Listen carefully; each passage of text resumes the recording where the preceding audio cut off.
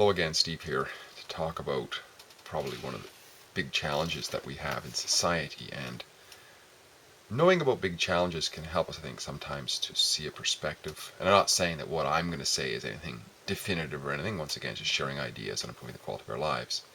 But from my perspective, if we can get a clearer picture on what's going on in our landscape, in our houses, in our relationships, in our financial portfolios, or whatever it is, the better we can make those adjustments to the extent that we can individually do that, that is, and therefore improve the quality of our life experience.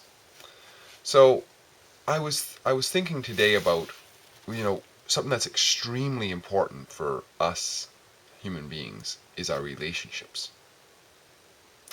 And that's not a stretch, really. I mean, because, um, I was reading not long ago um, different lists of the top 10 fears that people have, or the top fears that people have. One of those lists, listed as the number one fear that people have, is that of being alone. It was higher than death, actually. And, that's the opposite of a relationship, right? So I think it's, who doesn't matter if it's the number one or the whatever, it's quite high. And we can see that people want friendships and people want relationships, all this sort of thing. And probably right at the very top of all of those types of relationships is the man-woman relationship. I'm not going to go into the whole homosexual thing here now because that's, to me, that's a bit of a side story. But I'm talking about the vast majority of the way humanity has been.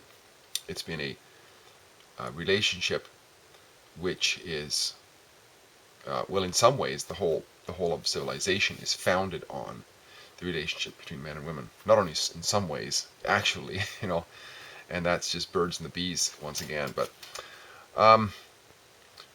I was actually, funny thing, I listen to a fair few audiobooks now because I do a lot of driving, and I'm listening to the memoirs of Keith Richards, which is very fascinating because people think I'm crazy, but I kind of admire this guy in a way because he's almost more than anybody else an example of somebody who's actually living, as much as I can see, the way he wants to be living.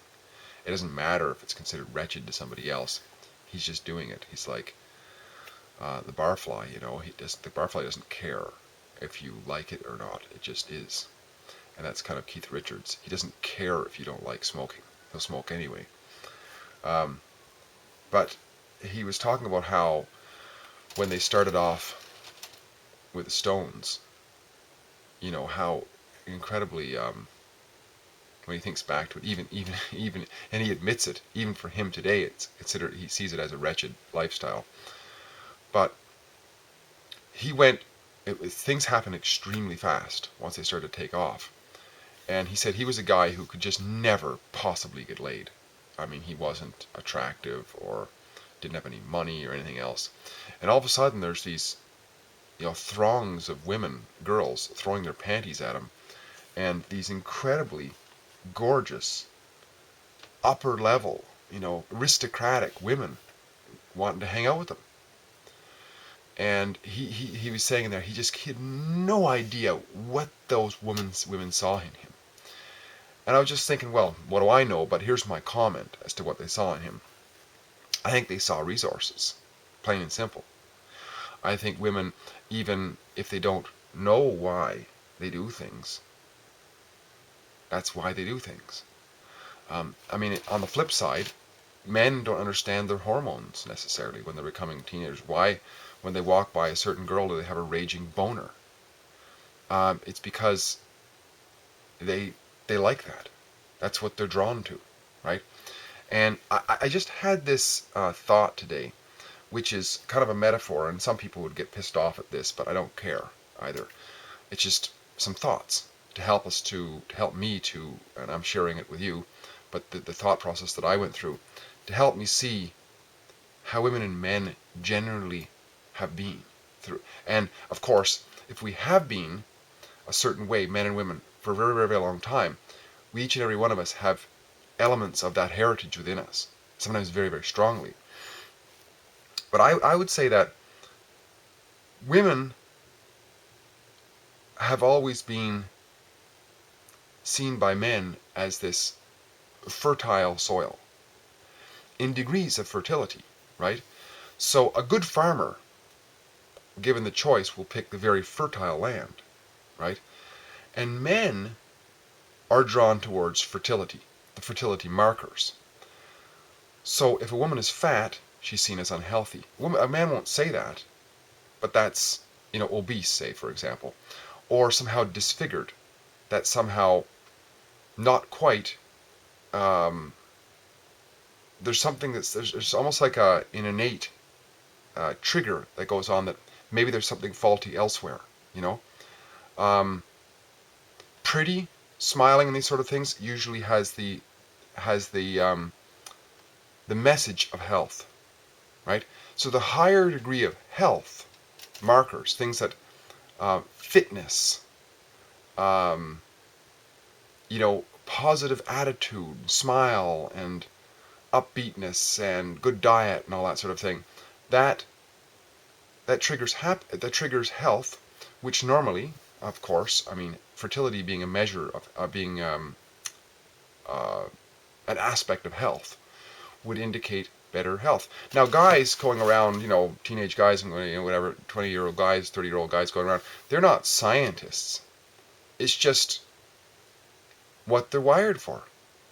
They're wired to see, even though they don't know it intellectually, they're wired to see health. So somebody who is seriously disfigured, or mentally disabled, or physically disabled, or obese, or these sort of things, are markers of unhealth. So therefore, there's the bypass there. And just like the farmer, if he sees some kind of a field that, for whatever reason, because his family's been farmers forever, he knows from a quick look what looks like good farmland, fertile farmland. The woman, on the other hand, being the recipient of the man's actions, aka getting pregnant, needs resources, because a woman who's pregnant for, traditionally for many years, and lactating, and pregnant and lactating, and several children behind, and so on, is not able to support herself very often, or not on her own anyways.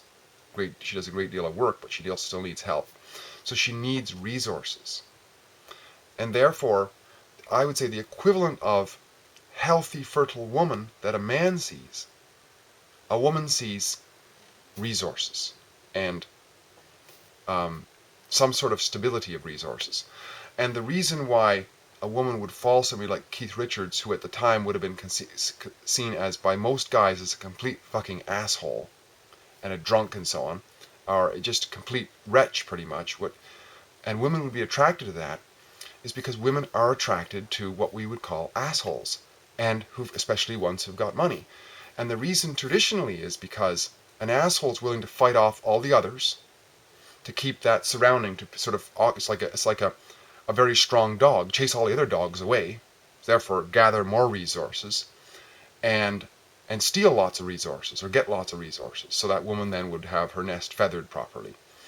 So I think that these women, Keith Richards didn't understand it. The women probably didn't even understand it. They were just gravitating, looked like it was just the party. It was like the party scene, that's what it looked like. But really, I think it is the attraction towards husbandry. And of course, husbandry, if you look up the origin of the word, means caretaking, right? A husband is somebody who takes care of, right? When I used to work on ships, we had this term called ship's husbandry. Ship's husbandry was, you take a day and you do some painting, cleaning, and tidying up, and fixing all the little details that need to be fixed, and taking care of her, right? Ship was always considered a woman. And a husband of a woman is somebody who takes care of the woman, right? So women are looking for husbands.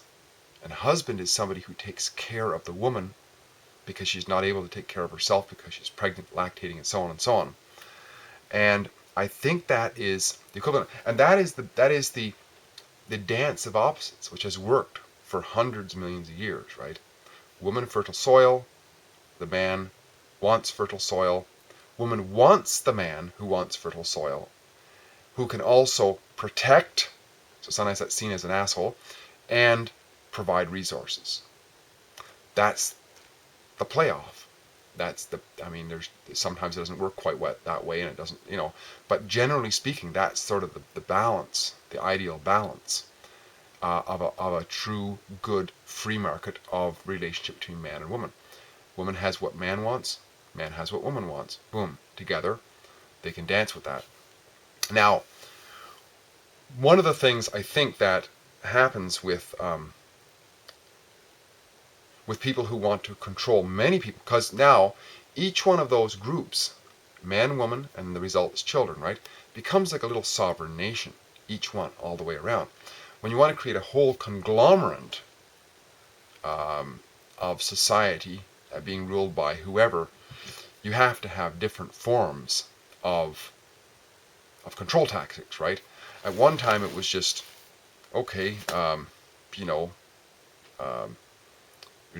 draw and quarter anybody who doesn't do what we say. And if I'm strong enough to be able to say that, then everybody does it. Everybody falls in line. If I'm not, then somebody else will take my place, and he'll make that declaration.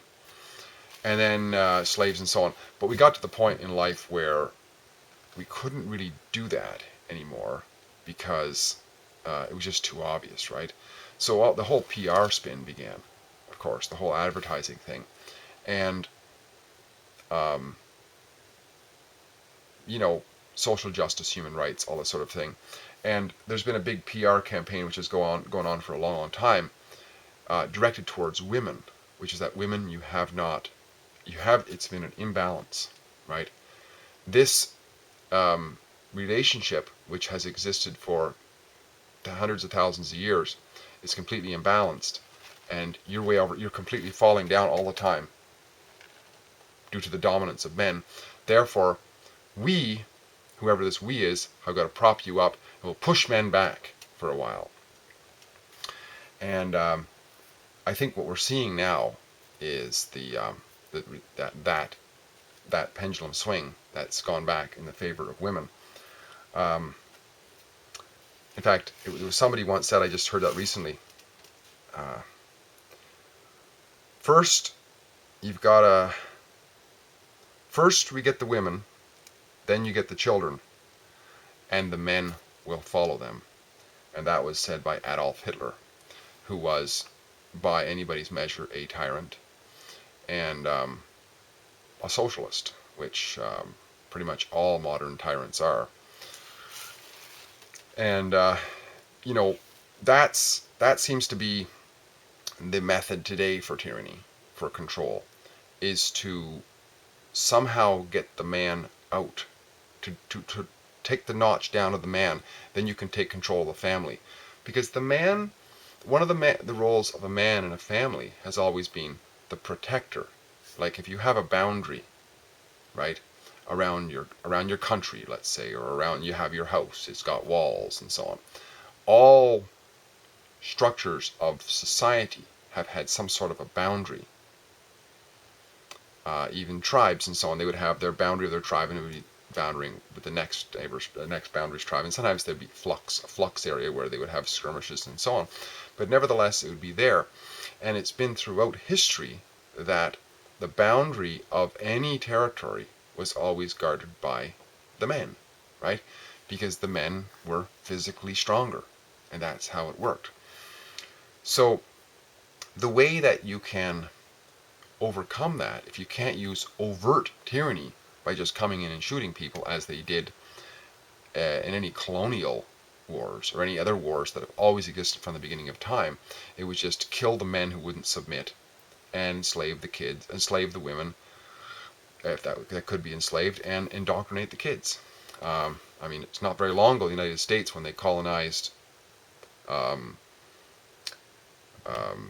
this was about 100 years ago, when they colonized the Philippines, the land of the Pacific Negroes, as they were called, or the Monkey Men, by the American president, of all things. It was common knowledge to the soldiers, American soldiers who went there, that they were to kill the men and fuck the women.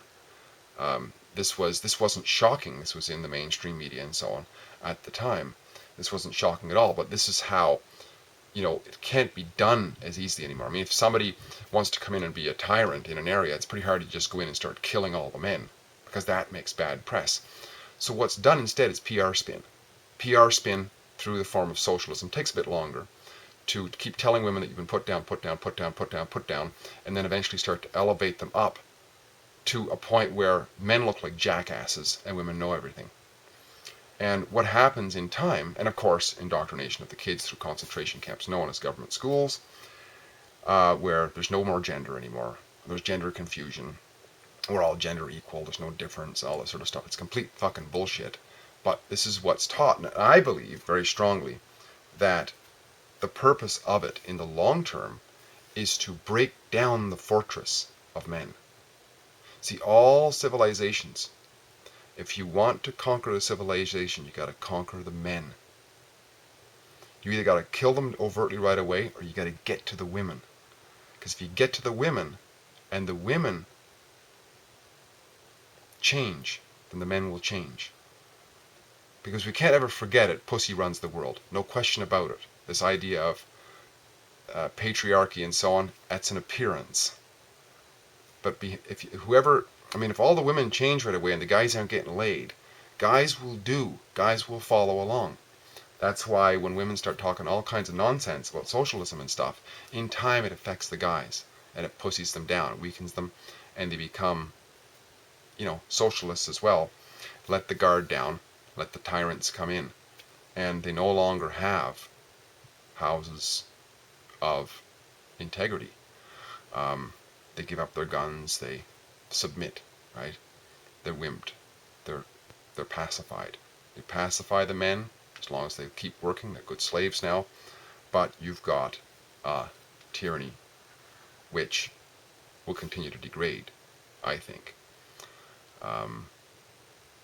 But anyways, I just thought it was interesting because it's a story of these thoughts. I think are sort of a tapestry of the possibility of a possible examination, anyways, of how men and women have been for so long and still are to a great extent. But how when you chisel that down and get rid of that, there's serious repercussions, right?